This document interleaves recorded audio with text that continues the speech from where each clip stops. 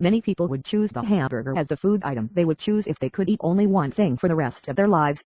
It is really hard to mess up a hamburger, but at the same time it is very easy to cook the great hamburger. There are thousands of thoughts on what constitutes a great hamburger. Some of the most popular beliefs concerning the great hamburger are: 1.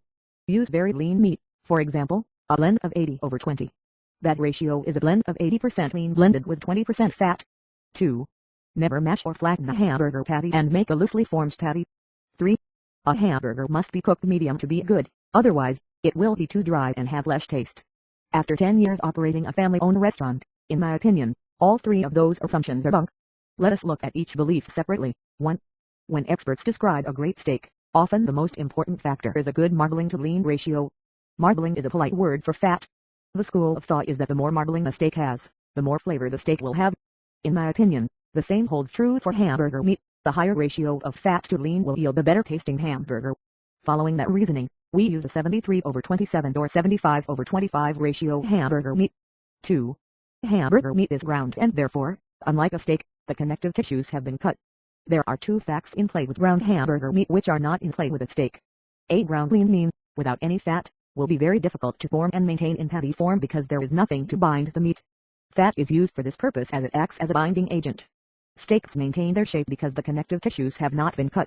The hamburger meat, once formed into a patty, when placed on heat has a tendency to contract or dry up. To counter this tendency and to also expel excess liquid fat, after 2 minutes of cooking, we flip the patty and mash it with a spatula. This mashing of the patty counters the contraction tendency and also eliminates some of the fat from the patty. Expelling liquid fat does not expel the fat cell walls which impart tons of flavor to the meat. Our patties are tightly formed to allow for mashing without being squashed. We continue flipping the patty every 2 minutes until the desired doneness is reached.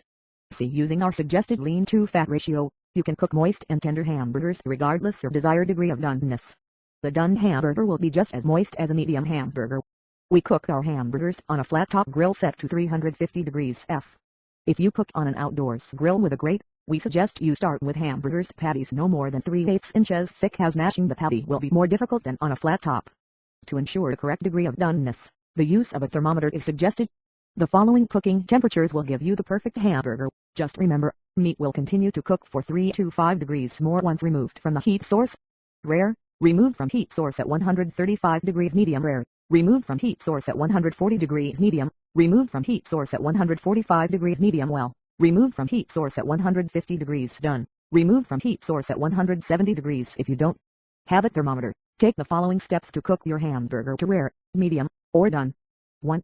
Rare, with the hand in an open, relaxed state, press the fleshy part of the hand between the thumb and the index finger.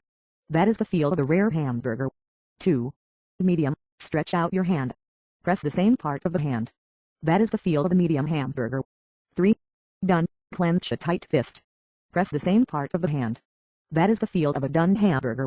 We break the rules, but sometimes breaking the right rules ends with the right results.